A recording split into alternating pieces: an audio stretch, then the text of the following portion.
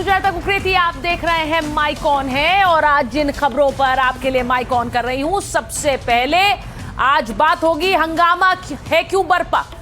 और ये पूरा खबर आपके पासपोर्ट से जुड़ी हुई है क्योंकि पासपोर्ट को लेकर हंगामा बरप रहा है। हंगामा आपकी नागरिकता का प्रमाण नहीं है तो फिर क्या है, आज इस पर बात होगी। इसी के साथ आज आपको दिखाऊंगी वेनेजुएला में हुई विनाश लीला। एक भूकंप ने कैसे पूरे देश को हिला दिया और सिर्फ यही नहीं, एक साथ 4 देशों में भूकंप के झटके आए, वो भी आज आपको दिखाऊंगी। इसी के साथ आपको दिखाऊंगी मुहर्रम में ब्लास्ट का ट्रायल किया गया क्या। मुहर्रम में उज्जैन से जो तस्वीरें आई उस पर मुस्लिम और हिंदू दोनों धर्मगुरुओं ने कड़ी प्रतिक्रिया दी है क्योंकि मुहर्रम में शोक नहीं, ब्लास्ट और आतंकवाद दिखाने की कोशिश की गई। और इसी के साथ आपको दिखाऊंगी मुनीर मोज़ार्ट और मर्डर। मोज़ार्ट ने क्या मुनीर को मारने का पूरा प्लान बना लिया है और इस प्लान को एग्जीक्यूट करने वाले मोज़ार्ट को आखिर किसने रोका, आज ये पूरी खबर आपको दिखाऊंगी। लेकिन इसी सबसे पहले मुझे बताया जा रहा है इस वक्त की बड़ी खबर से शुरुआत कर रही हूं। राम मंदिर चढ़ावा चोरी मामले में आखिरकार एफआईआर दर्ज हो गई है। एफआईआर में चंपत राय का नाम नहीं है।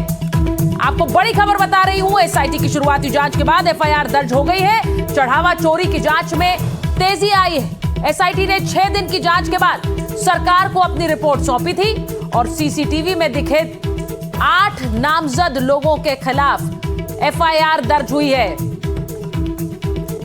तो यूपी सरकार के निर्देश पर बीएनएस की धारा 306, 316(5), 317(4), 317(5) और 3(5) के तहत शिकायतें दर्ज की गई हैं। अब किन किन के नाम है इस एफआईआर में, सबसे बड़ी खबर तो यही है। मैं आपको बताऊं कि आखिरकार एफआईआर दर्ज हो गई है। अजय दुबे हमारे सहयोगी हमारे साथ जुड़ रहे हैं। अजय, सबसे पहले ये बताइए, आखिरकार राम मंदिर ट्रस्ट को लेकर और चंदा चोरी को लेकर एफआईआर दर्ज हुई है। मैं जरा बड़ी खबर बता दूं, एफआईआर में टिन्नू यादव का नाम भी है, यह भी मुझे बताया जा रहा है। यानी वो टिन्नू यादव जो चंपत राय का ड्राइवर रहा और कैसे उसकी संपत्ति बढ़ी, ये खबरें हमने लगातार आपको दिखाई भी थी। अब जिन लोगों के नाम जिन पर एफआईआर दर्ज हुई है उसमें टिन्नू यादव का नाम भी है। अब ये बड़ी खबर भी आपको बता दूं, राम मंदिर में चढ़ावा चोरी को लेकर पहली एफआईआर दर्ज हो गई है। अनुकल्प मिश्रा का भी इसमें नाम है। मैंने ये सारे किरदार आपको दिखाए हैं, कौन है टिन्नू यादव, कौन है अनुकल्प मिश्रा, अजय दुबे बताएंगे। अजय जरा बताइए कौन कौन से नाम है।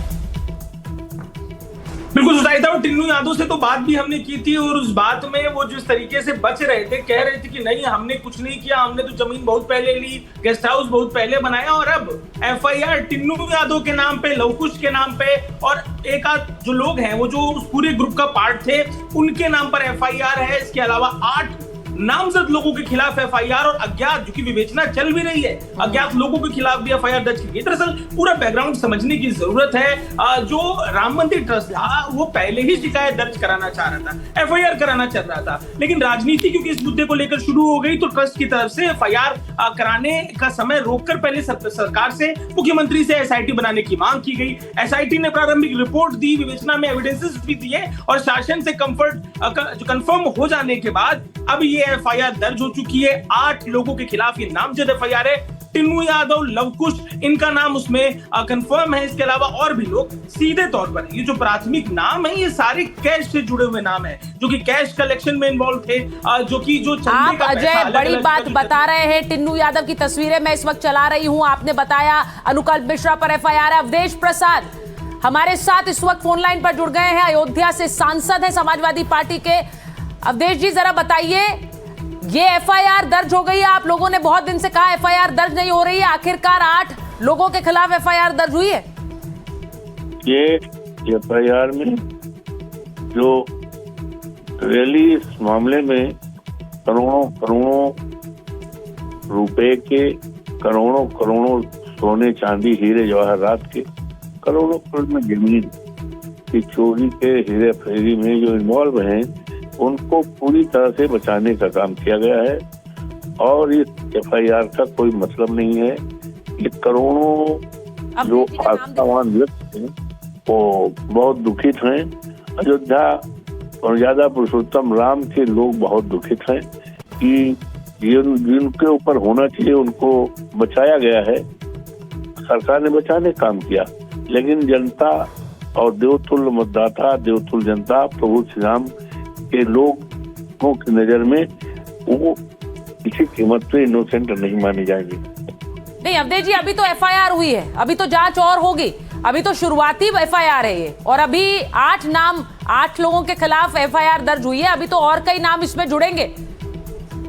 नहीं, जो एफआईआर जुड़ना चाहिए था, तो एफआईआर तो जिम्मेदार जो लोग हैं, जिनकी जिम्मेदारी है फ्रॉम द वेरी बिगिनिंग, शुरुआती दौर से, तो उनको तो बचाया गया है, उनको पूरी तरह बचाया गया है। इसको सबको पता है, सबको पता है, पूरे जनमानस को पता है, तो उनको तो सरकार बचा रही है।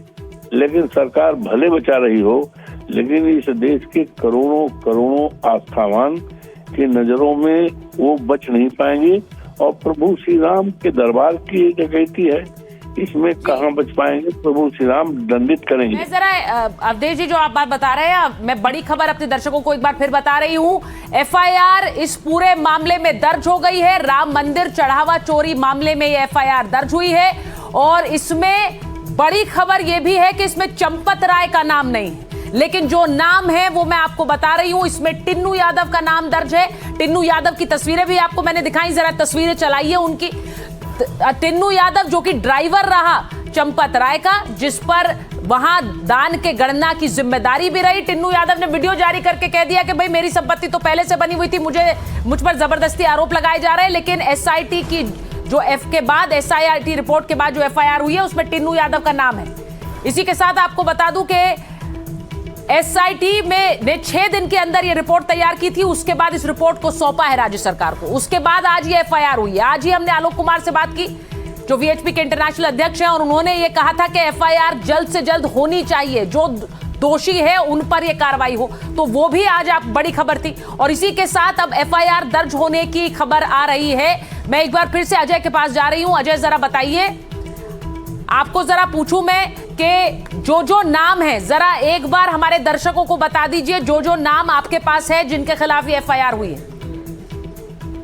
बिल्कुल, देखिए, टिन्नू यादव, लवकुश मिश्रा और अनुकल्प मिश्रा, ये 3 नाम कंफर्म है, और इसके अलावा 8 और नाम है। देखिए, महत्वपूर्ण बात क्या है कि ये वो नाम है जो सीधे तौर पर जो वहां पर आर्थिक गतिविधियां थी, दान की पेटी मंदिर में कई जगहों पर लगाई जाती थी। इन दान पेटियों को इकट्ठा करके एक कमरे में पहुंचाया जाता था, वहां दान पेटियों को खोल के कैश को इकट्ठा करके बंडल बनाए जाते थे, गिने जाते थे, और फिर बैंक पहुंचाया जाता था। इस पूरी प्रक्रिया में जो लोग इन्वॉल्व हैं, इनके खिलाफ जो सीक्रेट सीसीटीवी कैमरा था, उससे एविडेंसेस मिले, और ये वो 8 नामजद लोग होंगे। टिन्नू यादव जो सीधे तौर पर राम मंदिर ट्रस्ट में या राम मंदिर में किसी एडमिनिस्ट्रेटिव भूमिका में नहीं है, लेकिन शक्तियां अपार थी, कुछ भी करने की स्थिति में थे, प्रोटोकॉल जारी कराने से लेकर असीमित शक्तियां उनके पास थी। टिन्नू यादव का नाम इसमें है, जो गड़बड़ियां थी इनके पीछे जो लोग थे। तो अब सीधे तौर पर अब इस पूरे मामले में हम ये देख रहे हैं कि एफआईआर दर्ज हो चुकी है। विश्व हिंदू परिषद भी बेहद आक्रामक था, जितने भी राइट विंग के संगठन हैं, तमाम बार-बार ये डिमांड कर रहे थे, साधु संत भी डिमांड कर रहे थे कि एफआईआर हो, और अब अयोध्या में राम जन्मभूमि जो थाना है, वहीं पर अब ये एफआईआर दर्ज कराई गई है। एसआईटी की संस्तुति भी है इसमें, और एफआईआर अब दर्ज करा ली गई है।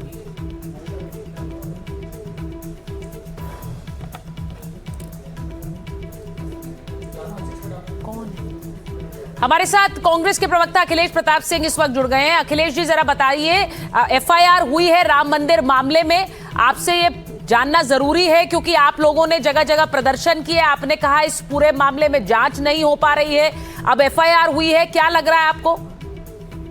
नहीं, मैंने भी सुना है कि चोरों ने चोरी का एफआईआर लिखा दिया। जब ट्रस्ट के एक सदस्य नृपेंद्र मिश्रा खुद कह रहे हैं कि डकैती हुई है, 25 दिन बाद एफआईआर लिखा जा रहा है। विपक्ष का मुख्यमंत्री इसलिए अरेस्ट हो जाता है अदालत में, इसलिए उसकी जमानत की विरोध किया जाता है कि ये बाहर रहेंगे तो जांच को प्रभावित करेंगे। यहाँ पे गिरफ्तारी क्यों नहीं हुई है? ट्रस्ट के साथ मैक्सिमम लोग उसमें इन्वॉल्व हैं। बच्चा तक चोरी की, डकैती की सबूत तैर रहा है पूरे हिंदुस्तान में, आप लोगों के पास भी है जी, लेकिन कोई गिरफ्तारी नहीं हुई है। जिन पे आरोप है उसी मंदिर में मंडरा रहे हैं। क्या करते होंगे? सबूतों के साथ क्या करते होंगे?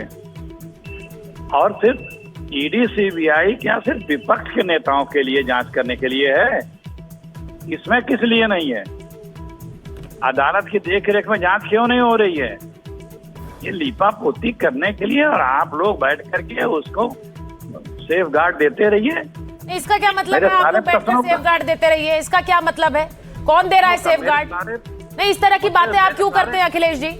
जो मामला जैसे बढ़ेगा उसको ऐसे ही प्रेजेंट कर रहे हैं, इसका क्या मतलब है सेफ गार्ड देते रहिए?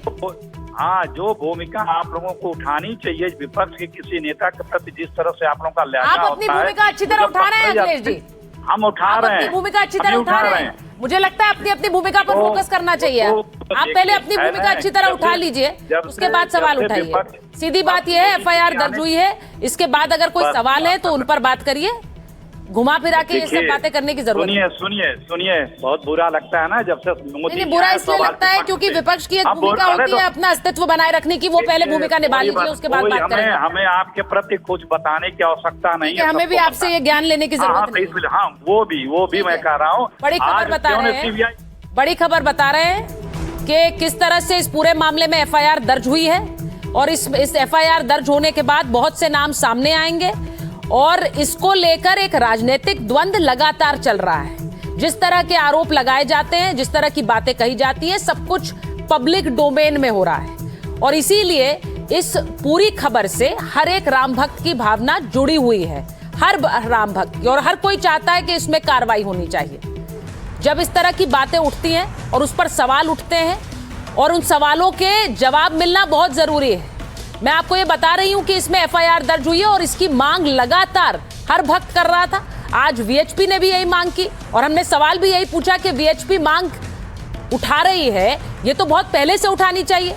आखिर चंदा चोरी कैसे हो सकती है भगवान राम के मंदिर में? ये ऐसी खबर है जिसे लेकर हर भक्त आहत है। अब श्री राम मंदिर तीर्थ क्षेत्र ट्रस्ट ने एफआईआर दर्ज कराई। ट्रस्ट के मेंबर कृष्ण मोहन की शिकायत पर यह केस दर्ज हुआ है। सीसीटीवी कैमरे में 8 लोगों पर नामजद एफआईआर हुई है। कैश गिनने वालों के खिलाफ यह केस दर्ज हुआ है। कई अज्ञात लोगों के खिलाफ भी केस दर्ज हुआ है। चोरी और धोखाधड़ी की धाराओं में यह केस दर्ज हुआ है। एसआईटी की शुरुआती जांच के बाद एफआईआर कराई गई। एफआईआर में बीएनएस की धारा 306, 316(5), 317(4), 317(5) और 61 और 3(5) धारा के तहत यह मामला दर्ज हुआ है। तो ये बड़ी खबर मैं आपको बता रही हूं। अब चढ़ावा चोरी के आरोपियों में चंपत राय के करीबी भी बताए जा रहे हैं। रमाकांत यादव उर्फ टिन्नू यादव का नाम इस एफआईआर में दर्ज है।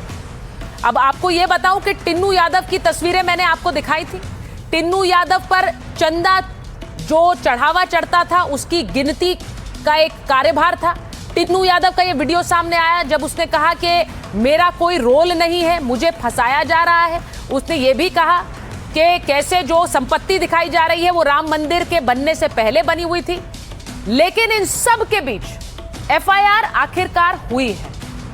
अब आपको बताती हूं, राम मंदिर चंदा चोरी के आरोपों पर पीएमओ की नजर लगातार बनी हुई थी। बीजेपी नेता रजनीश सिंह ने पीएमओ से शिकायत की थी।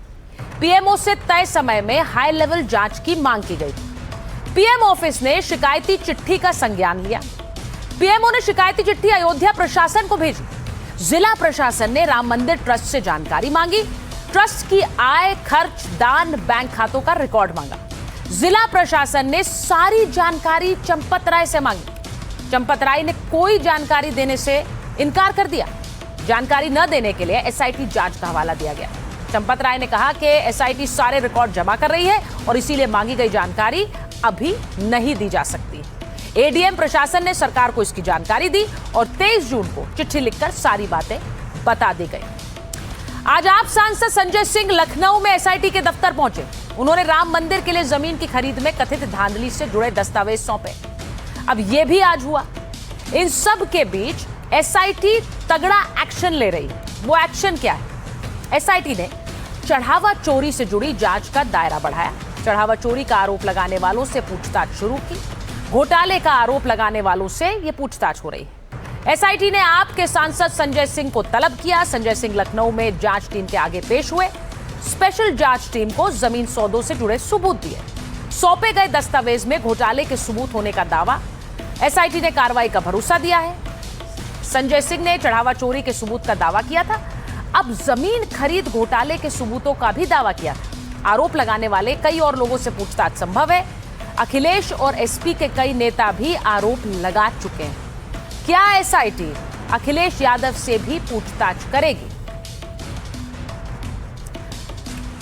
अब आपको बताऊं कि चढ़ावा चोरी विवाद में सबसे ज्यादा सवाल ट्रस्ट के महासचिव चंपत राय पर ही उठते हैं, लेकिन चंपत राय अभी मंदिर का कामकाज देख रहे हैं। ये जो तस्वीरें आपको दिखा रही हूं, 23 जून को शेषावतार समारोह हुआ और समारोह में चंपत राय शामिल हुए थे। आप देखिए, ये जो आप देख रहे हैं चंपत राय को साधुओं के बीच खड़ा हुआ। वो पहले पीछे खड़े थे, लोगों ने उन्हें आगे बुलाया, फिर वो आगे गए। राम मंदिर में, ये शेषावतार मंदिर में ध्वजारोहण हुआ।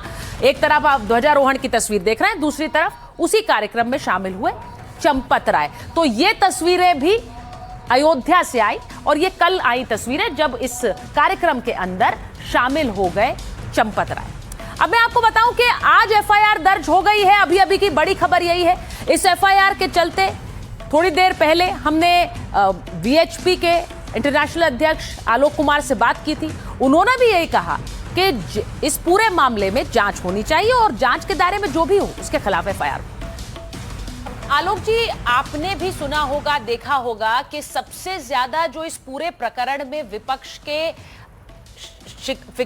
के जो अटैक पर है, यानी कि उनके जो सारा जो एक तरह से हमला है वो चंपत राय को लेकर हो रहा है। मैं चाहूंगी कि आप इस पर बोलें, क्योंकि विपक्ष लगातार कह रहे हैं कि इस पूरे प्रकरण में चंपत राय जुड़े हुए थे और उनको क्यों बचा रही है विश्व हिंदू परिषद? बचाने का कोई प्रश्न नहीं है। हम इस बात को स्पष्ट रूप से आपके सामने कह रहे हैं। चंपत जी पर आरोप है तो उसकी भी जांच करो। और स्वयं चंपत जी भी कह रहे हैं, जब एसआईटी वहां पहुंची तो चंपत जी गए वहां पर, मैं महामंत्री हूं और इसलिए जांच में आपकी पूछताछ के लिए सबसे पहले मैं अपने को प्रस्तुत करता हूं। अगर जांच शुरू होने के पहले ये कहना शुरू कर दिया जाए कि बचा रहे, तो उसका क्या आधार हुआ? अभी तो एफआईआर होना है, अभी तो जांच होना है। पहले से इस तरह का हमलावर होना, इसकी एक राजनीतिक दृष्टि तो हो सकती है, पर कोई तार्किक कारण नहीं है। आलोक जी, आपकी क्या बात हुई है चंपत राय जी से इस पूरे खबर के आने के बाद, इस पूरे मामले के उठने के बाद? नहीं, मेरी व्यक्तिगत बात उनसे नहीं हुई। आलोक जी, आपने मांग रखी है। अभी तक मैं कितने वीएचपी के प्रवक्ताओं से बात करती रही पिछले कुछ दिनों में, नेताओं से, वो सब ये कह रहे हैं चंदा चोर पकड़ो, लेकिन जैसे ही वीएचपी के बड़े पदाधिकारियों की बात आती है या उनका नाम आता है तो वो भड़क जाते हैं, गुस्सा हो जाते हैं। आपको लगता है कि इस पूरे प्रकरण में वीएचपी की भी एक जवाबदेही है, और वो इसलिए है क्योंकि बड़े जो नाम है वो ट्रस्ट का भी हिस्सा है और ये पूरा एक आंदोलन वीएचपी का रहा राम मंदिर बनाने को लेकर, वहां से शुरुआत से। जिस दिन राम जन्मभूमि के बारे में कोर्ट का निर्णय आया था जी, उस दिन की प्रेस कॉन्फ्रेंस में मैंने कहा था कि हमारा काम पूरा हो गया। मंदिर बनाना हमारा काम नहीं है, मंदिर चलाना हमारा काम है। ठीक है। मैं नहीं जानता कि कौन किस पर भड़का, पर अगर किसी ट्रस्टी पर आरोप है तो पुलिस पूछताछ करे, पुलिस जांच करे, इसमें कोई उनके रास्ते में रुकावट नहीं। तो आज की बड़ी खबर, राम मंदिर चंदा चोरी मामले में पहली एफआईआर दर्ज हो गई है और जिन लोगों के नाम सामने आए उनके बारे में भी आपको मैंने बताया। अब बात करती हूं आज की एक और बड़ी खबर की, जिस पर मैं माइक ऑन कर रही हूं। खबर क्या है? खबर, जो तस्वीर आप मेरे पीछे देख रहे हैं वो है, मुहर्रम पर आतंकवाद वाला संदेश दिया गया क्या? ये क्यों पूछ रही हूं, वो इसी तस्वीर से समझ आता है, क्योंकि कुछ इसी तरह की तस्वीर सामने आई है उज्जैन से। वो तस्वीर आपको दिखाती हूं, ये देखिए उज्जैन में क्या हुआ है। मुहर्रम जुलूस के दौरान एक गाड़ी को लटकाकर उसमें ब्लास्ट दिखाया गया और इस ब्लास्ट को मुहर्रम जुलूस के दौरान निकाला गया।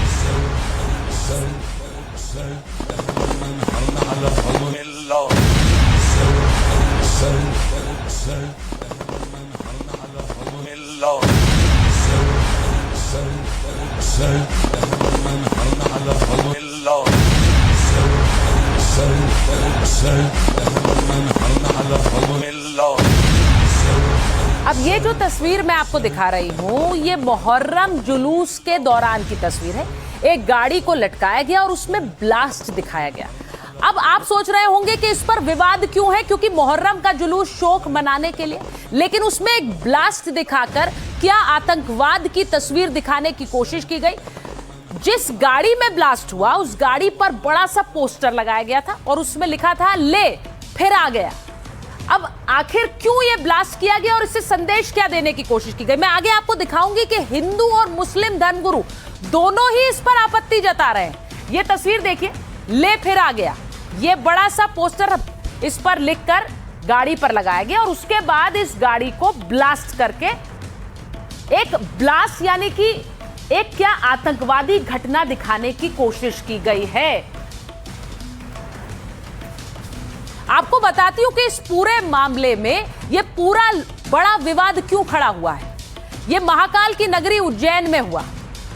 भड़काऊ जुलूस वडनगर में मुहर्रम जुलूस के दौरान हुआ। कार में ब्लास्ट किया गया। 40 फीट हवा में लटकी गाड़ी में ब्लास्ट का वीडियो वायरल हुआ। अलग अलग तरह के ब्लास्ट के दृश्यों को वहां पर दिखाने की कोशिश की गई। सिर्फ यही नहीं, आगे आपको 2 और तस्वीरें दिखाऊंगी कैसे वहां ब्लास्ट दिखाया गया। अब मुहर्रम का जुलूस 24 जून की रात का है बताया जा रहा है। मुहर्रम पर निकले जुलूस में बड़ी संख्या में लोग शामिल थे। जिस इंस्टाग्राम पर यह वीडियो शेयर किया गया था उस आईडी पर पहले भी कई धमाकों के वीडियो मिले, यानी कि ब्लास्ट के वीडियोस के साथ ही इस वीडियो को भी प्रचारित किया गया। धार्मिक आयोजनों में पटाखों पर पहले से पाबंदी, खुलेआम विस्फोट जैसी गतिविधियों की अनुमति आखिर किसने दी। ये खुले में ये विस्फोट किया गया, इस पूरी गाड़ी को उड़ाने वाला विस्फोट, ये देखिए, ये करके इस जुलूस में निकाला गया। अब वीडियो वायरल होने के बाद पुलिस महकमे में हड़कंप मच गया। वीडियो में दिख रहे कई लोगों के खिलाफ केस दर्ज किया गया है। मुहर्रम जुलूस के आयोजकों से पुलिस ने पूछताछ की है। वैन में विस्फोट करने के आरोपी 4 लोग गिरफ्तार भी हो गए। विस्फोट में इस्तेमाल सामग्री का पता लगा रही है पुलिस। तो ये जो तस्वीर आप देख रहे हैं, इसने आज हड़कंप कैसे मचाया, और सवाल ये है कि मुहर्रम के जुलूस में क्या संदेश देने की कोशिश कर रहे हैं आप। अब आपको दिखाती हूं कि हिंदू पक्ष क्या कह रहा है, कैसे हिंदू पक्ष ने तो इसे सीधे आतंकवाद से जोड़ दिया। जरा सुनिए। उज्जैन के बड़नगर तहसील में कल रात को मुहर्रम के जुलूस में एक मारुति वैन को 40 फीट ऊपर उठाकर उसमें विस्फोट किया गया और उसमें लिखा गया, बताया गया कि हम फिर आ गए हैं। इसका मतलब ये है कि आतंकवाद जिंदा है और वो किस तरह से भारतीय संस्कृति को नष्ट कर सकते हैं उन्होंने साबित कर दिया है। और ये उज्जैन शांति का टापू था जिसमें अशांति की गूंज उन्होंने पैदा की है। तो मैं कहना चाहता हूँ कि बड़नगर के टीआई प्रशासन क्या भाड़ झोंकने गए थे? किसने इजाज़त दी इनको इतनी बड़ी क्रेन उठाने की या ऊपर ले जाकर विस्फोट करने की इजाज़त इनको किसने दी? जिस तरह से जीप को 40 फुट ऊंचा करके और हवा में विस्फोट किया गया, वैसा दृश्य प्रतीत हो रहा था जैसे वहां के आसपास के सभी हिंदुओं को डराने, धमकाने और एक आतंकी मानसिकता से तुरंत त्रस्त करने के लिए एक सुनियोजित षड्यंत्र रचा गया था। जिस प्रकार का वीडियो आया बेहद गंभीर है। क्या शासन प्रशासन ने ऐसे विस्फोट की अनुमति दी थी क्या? अगर वहां कोई बड़ा हादसा हो जाता, कुछ लोग हताहत हो जाते, कौन जिम्मेदार होता? तो आपने सुना कि हिंदू संगठन सीधे सीधे कह रहे हैं कि मुहर्रम में ये ब्लास्ट दिखाने की जरूरत क्या थी, ये आतंकवाद को प्रचारित कर रहे हैं क्या। वहीं दूसरी तरफ मुस्लिम धर्मगुरु भी इस पर सवाल उठा रहे हैं। वो कह रहे हैं कि ये तो मुहर्रम है ही नहीं, ये हो क्या रहा है। वीडियो के अंदर जो नजर आ रहे हैं, कुछ लड़के लाल झंडे लेके खड़े हैं, उन लड़कों की निशानदही करनी चाहिए। जिस आईडी से इंस्टाग्राम पर डाली गई है उस आईडी की भी जांच होनी चाहिए कौन लोग हैं, और जो लोग इसके अंदर शामिल है उनको हुकूमत मध्य प्रदेश, हुकूमत हिंद कड़ी से कड़ी सज़ा दे। ये इस्लाम नहीं है, ये वो जुलूस नहीं है जो मुहर्रम का मातम का जुलूस पहले निकलता था, जिसकी तमाम उलमा सुन्नी और शिया मिलकर जिसकी हिमायत करते थे कि हाँ निकलना चाहिए। आज उसमें बहुत सारी चीज़ें ऐसी आ गई हैं जो समाज, इस्लाम सबके खिलाफ है। डीजे बजना, इस तरह के विस्फोटक सामग्री लेकर उड़ा देना, मैं समझता हूँ ये गलत है। जैसे कि आपने बताया, ये कल रात का ये एक अडार मोहल्ले का अखाड़ा था बड़नगर में, जहाँ पे इन्होंने क्रेन से एक गाड़ी को लटका के उसमें पटाखे और विस्फोट चला के उसको उड़ाया है। तो उसमें अभी FIR हो गई है। इसमें हमने 4 नामजद और अन्य आरोपी भी बनाए हैं।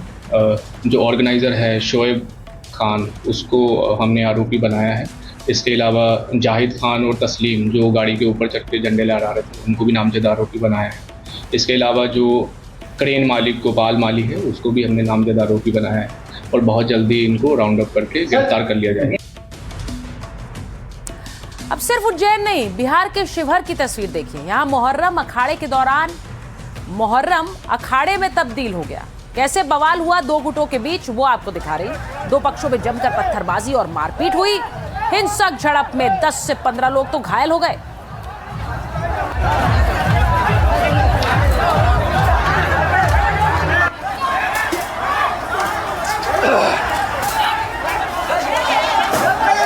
एक घंटे तक पूरे इलाके में अफरा तफरी मची रही।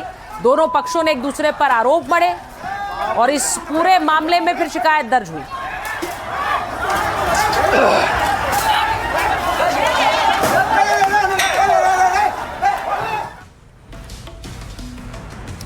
आज की एक और बड़ी खबर, और वो खबर आपके पासपोर्ट से जुड़ी हुई है। क्या आप भारत के नागरिक हैं और क्या ये पासपोर्ट आपकी नागरिकता को प्रमाणित करता है? नहीं। और यही इस खबर में पूरी खलबली लेकर आया है, क्योंकि अगर आपके पास आपका पासपोर्ट है तो वो ये साबित नहीं करता है कि आप भारत के नागरिक हैं। ये मैं क्यों कह रही हूं? क्योंकि पासपोर्ट नागरिकता साबित करने का कोई दस्तावेज नहीं है। पासपोर्ट विदेश में पहचान बनाने का दस्तावेज है, ऐसा देश का विदेश मंत्रालय कह रहा है, यानी MEA कह रहा है। मिनिस्ट्री ऑफ एक्सटर्नल अफेयर्स का ये बयान आया। अंतर्राष्ट्रीय यात्रा में सहूलियत के लिए जारी होता है पासपोर्ट, यानी कि एक ट्रैवल डॉक्यूमेंट है। नागरिकता दूसरे दस्तावेजों से साबित होती है, यह भी कह रहा है विदेश मंत्रालय। पासपोर्ट सेवा दिवस के अवसर पर MEA का यह बड़ा बयान आया। विदेश मंत्रालय के बयान से लोग परेशान हो गए, एक राजनीतिक तूफान उठ गया।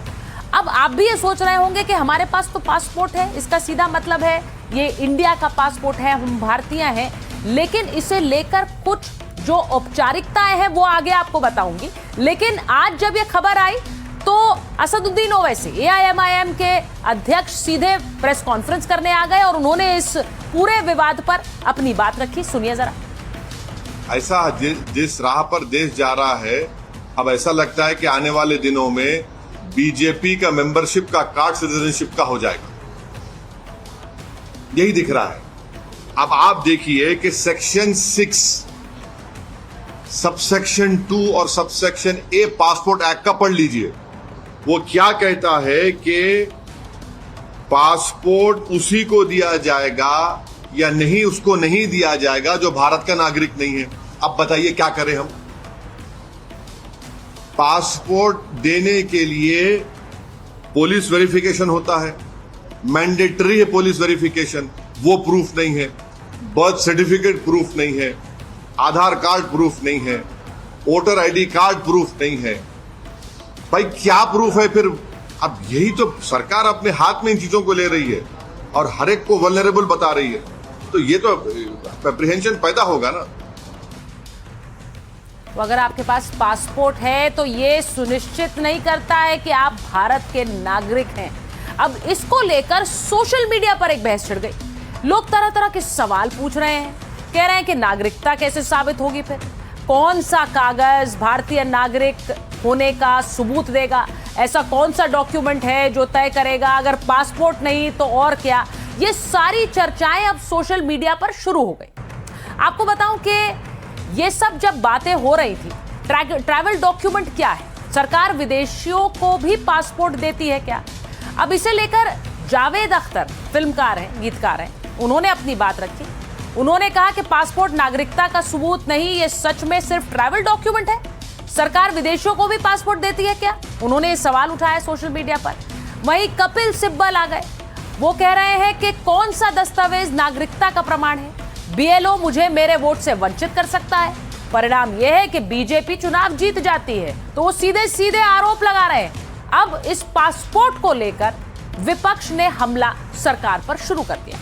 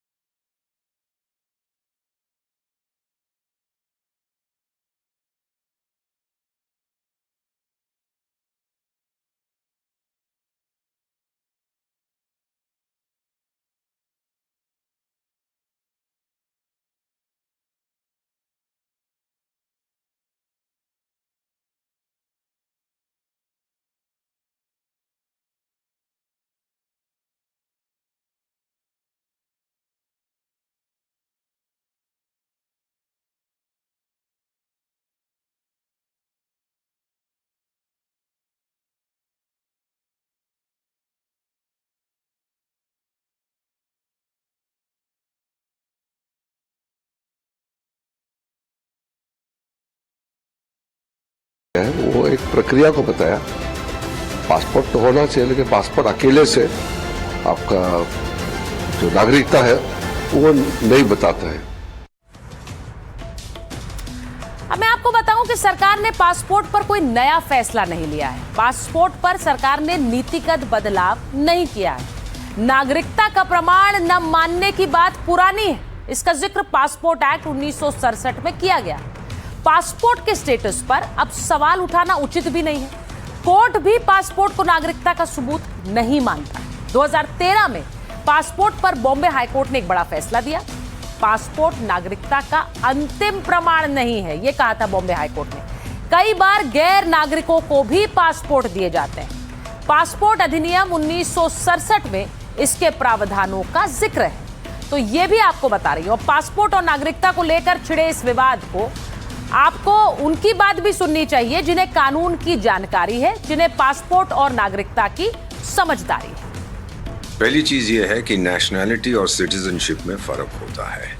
नेशनैलिटी का रेफरेंस होता है कि आप रहते कहां पर हैं, कौन से इलाके में, और सिटीजनशिप होता है कि कौन से देश में आपका यहाँ जन्म हुआ है या फिर आपके पेरेंट्स वहां के थे, यहाँ पे नेचुरलाइज, उसको कहते हैं सिटीजनशिप। वो एक लीगल टर्म है, उसकी बहुत सी रिस्पॉन्सिबिलिटीज वगैरह आती हैं। में ये प्रावधान था कि जो 26 जनवरी 1950 में भारत में रह रहे थे, जो जन्म जिनका हुआ था, जिनके माता पिता यहाँ पर थे, उन्हें भारत का नागरिक माना गया। उसके बाद जुलाई 1987 के पहले वाले लोगों को, जो भी जन्मे लोग हैं, उनको स्वतः भारतीय नागरिक माना जाता है। और उसके बाद के लोगों को प्रूव करना पड़ता है कि क्या उनका जन्म भारत में हुआ और माता पिता में से कोई एक व्यक्ति भारतीय नागरिक है कि नहीं है। आपको यह भी बताऊं कि आखिर साबित कैसे होगी नागरिकता। स्थानीय निकाय से जारी जन्म प्रमाण पत्र से। इससे भारत में जन्म की बात प्रमाणित होती है। गृह मंत्रालय से जारी नागरिकता प्रमाण पत्र से नागरिक बनने वाले विदेशियों को यह मिलता है। वंशावली के दस्तावेज भी प्रमाण माने जाते हैं। इसके लिए सहायक दस्तावेज जरूरी होते हैं। इनमें से एक है 10वीं की बोर्ड का सर्टिफिकेट, स्कूल लीविंग सर्टिफिकेट या ट्रांसफर सर्टिफिकेट। जन्म तिथि और जन्म स्थान दर्ज होना चाहिए। पूर्वजों के नाम पर दर्ज जमीन के पुराने कागजात ये साबित करते हैं कि परिवार पुराना बाशिंदा है। और माता पिता दादा दादी के नाम वाली वोटर लिस्ट, माता पिता या पूर्वज का सरकारी सर्विस रिकॉर्ड, ये सारे वो दस्तावेज हैं जो प्रमाणित करते हैं कि आप भारत के नागरिक हैं। लेकिन इन सब के बीच एक बड़ी खबर आ रही है। आपको बताऊं, राम मंदिर चढ़ावा चोरी केस में ये इस वक्त की सबसे बड़ी खबर है। 2 आरोपियों की इसमें गिरफ्तारी हो गई है। बड़ी खबर आपको बता रही हूं। अभी थोड़ी देर पहले मैंने आपको बताया था कि एफआईआर दर्ज हो गई। अब खबर ये आ रही है कि 2 लोगों को एफआईआर दर्ज हो गई। अब 2 लोगों की गिरफ्तारी भी हो गई। रणवीर हमारे सहयोगी फोन लाइन पर है। रणवीर, बताइए किसको गिरफ्तार किया है? देखिए, अनुकल्प मिश्रा और लवकुश मिश्रा, इन दोनों की गिरफ्तारी हुई है और टिन्नू यादव की गिरफ्तारी के लिए पुलिस की टीम निकली है। संभव है कि थोड़ी देर में टिन्नू यादव की भी गिरफ्तारी होगी और बाकी जो आरोपी हैं, अब तक जो 8 आरोपी हैं नामजद, उनमें से टिन्नू यादव, अनुकल्प मिश्रा, लवकुश मिश्रा, अविनाश शुक्ला मनीष यादव और सुभाष श्रीवास्तव हैं। इनमें से अनुकल्प और लवकुश ये दोनों जीजा साले हैं, इन दोनों की गिरफ्तारी हुई है और बाकी जो आरोपी हैं उनकी भी कोशिश है कि अभी रात होते होते सभी 8 आरोपी जो नामजद हैं इनकी गिरफ्तारी कर ली जाए, ताकि कल सुबह से इनसे पूछताछ होगी, आगे की जो लीगल कार्रवाइयाँ वो हो सकेंगी। और अभी चूंकि एफआईआर में अज्ञात में भी कुछ लोगों के नाम हैं, तो जैसे जैसे इनसे पूछताछ होगी उनसे पूछताछ के आधार पर जो बाकी लोग हैं उनकी भी जो पूछताछ और उसके बाद उनके नाम इस एफआईआर में बढ़ाए जा सकते हैं। यानी कि 8 नामजद अभी हैं और जब इनसे पूछताछ होगी बाकी की भूमिका पता चलेगी तो अज्ञात जो है। ये बहुत बड़ी खबर है, क्योंकि जहां एफआईआर भी नहीं हो रही थी उसके बाद अब एफआईआर भी हुई और उसके कुछ मिनटों के बाद ये खबर आ गई कि गिरफ्तारी भी हो गई है। अब आप सोचिए कि ये कितनी बड़ी खबर है। अनुकल्प मिश्रा की आप बात कर रहे हैं, लवकुश मिश्रा की आप बात कर रहे हैं, जरा बताइए हमारे दर्शकों को कि एक ही परिवार से आते हैं और इन पर आरोप भी ये लगे कि कैसे एक ही परिवार के लोग चढ़ावा गिनती में लग गए। रामशंकर मिश्रा, लवकुश मिश्रा और अनुकल्प मिश्रा ये तीनों एक परिवार के हैं, जिसमें रामशंकर मिश्रा पिता हैं, अनुकल्प उनका बेटा और लवकुश दामाद। तो ये तीनों उसी काम में लगे हुए थे। ऐसे में इनकी भूमिका पर भी लगातार सवाल उठ रहे थे और जो एफआईआर दर्ज हुई है इसमें करुणेश पांडे एक शख्स है, इसका भी नाम जो है वो शामिल किया गया है। ऐसे में जो 8 नामजद हैं एक एक करके उनके अब नाम सामने आ चुके हैं और गिरफ्तारी अभी तक 2 की हुई है, और यानी कि जो 8 नामजद हैं उसमें 6 की गिरफ्तारी बाकी है। और संभव है कि थोड़ी देर में एक एक करके जैसे जैसे चूंकि ये सब लोग अयोध्या में हैं और इन सबको लगातार पुलिस चेस भी कर रही थी, इसलिए कि एक तरह से ये आरोपी थे, भले नामजद नहीं थे या कोई एफआईआर नहीं थी, लेकिन एक तरह से ये आरोपी थे क्योंकि इनसे एसआईटी ने लंबी पूछताछ भी की थी। तो ये सब अयोध्या में है और संभव है कि आज रात तक इन सभी 8 के 8 आरोपियों की गिरफ्तारी होगी और उसके बाद जो अज्ञात वाला कॉलम है उस अज्ञात में कुछ और नाम जो है वो बढ़ाए जा सकते हैं। तो आप ये भी जानते हैं कि सबसे ज्यादा हल्ला अभी विपक्ष चंपत राय के नाम पर करेगा। आपने जिन 8 नामों को बताया है मैं एक बार फिर से बता देती हूँ। टिन्नू यादव, अनुकल्प मिश्रा, लवकुश मिश्रा, अविनाश शुक्ला, मनीष यादव, सुभाष श्रीवास्तव, ये सब नाम जो हमारे पास, रमाशंकर मिश्रा, आपने जो नाम बताए, अब इन सब के नाम आपने कहा कि देर रात तक की इनकी गिरफ्तारी हो सकती है। क्या सभी के सभी की गिरफ्तारी होगी? ये भी ऐसी भी खबर आ रही है आपके पास? देखिए 8 की गिरफ्तारी होनी है चूंकि एफआईआर दर्ज हुई है और जो ट्रस्ट के मेंबर्स की जहां तक बात है जिसमें चंपत राय, अनिल मिश्रा का नाम आ रहा था, क्योंकि चंदा गिनने के काम में जो लगे थे वहां पर गड़बड़ी की बात थी, इसलिए इनको मुख्य तौर पर आरोपी बनाया गया है। और क्योंकि ये सारे 8 लोग व्यवस्था में लगे हुए थे, लेकिन ट्रस्ट के मेंबर्स का सीधे सीधे इस मामले में कोई लेना देना है या नहीं, ये अभी जांच का विषय है। इसीलिए किसी भी ऐसे चर्चित नाम का जिसका आपने जिक्र किया कि चंपत राय, अनिल मिश्रा या बाकी जो लोग, गोपाल राव हैं, इन लोगों के नाम में ऐसे कोई मेंशन नहीं है। जब तक जांच में इनके नाम की पे स्पष्टता नहीं आएगी कि कोई भूमिका थी, तब तक इनके नाम को शामिल नहीं किया जाएगा। लेकिन क्योंकि एसआईटी ने अपनी प्रिलिमिनरी रिपोर्ट में ये कहा था कि गड़बड़ी हुई है, इस वजह से इन लोगों को अभी तक आरोपी बनाया गया, नामजद आरोपी, और इनके गिरफ्तारी के बाद अब इनसे पूछताछ होगी और जो आगे और किसकी किसकी भूमिका थी, क्योंकि प्रिलिमिनरी रिपोर्ट आई है, अभी एसआईटी ने ये भी कहा है कि हमें कुछ और वक्त चाहिए फाइनल रिपोर्ट बनाने के लिए। तो ऐसे में एफआईआर अब एक आधार बनेगा और अयोध्या पुलिस का भी इन्वॉल्वमेंट अब जो है इस मामले की जांच में शुरू हो जाएगा, जो अब तक नहीं था। अभी तक सिर्फ एसआईटी जांच कर रही थी, लेकिन एफआईआर दर्ज होने के बाद अब अयोध्या के राम जन्मभूमि थाने की पुलिस भी इस मामले में इन्वेस्टिगेशन करेगी और उस लिहाज से जो जो लोग इसमें सामने आते जाएंगे उन सभी लोगों का नाम शामिल करके उन पे भी कार्रवाई की जा सकती है। बहुत बड़ी खबर रणवीर बता रहे हैं कि 8 लोगों के नाम एफआईआर दर्ज हुई है, उनमें से 2 की गिरफ्तारी हो चुकी है और बाकी के लिए टीम्स रवाना हुई हैं, बाकियों की भी गिरफ्तारी तय है। ये बड़ी खबर इस वक्त राम मंदिर चंदा चोरी के मामले में एसआईटी ने अपनी रिपोर्ट सौंप दी थी, उसके बाद 8 लोगों के नाम एफआईआर में दर्ज किए गए हैं, 2 की गिरफ्तारी हो चुकी है और आज रात कितनी और की गिरफ्तारी होगी ये देखना होगा। ये इस वक्त की सबसे बड़ी खबर है। इस खबर पर लगातार आपको जानकारी देते रहेंगे। माइक ऑन है में आज के लिए फिलहाल इतना है।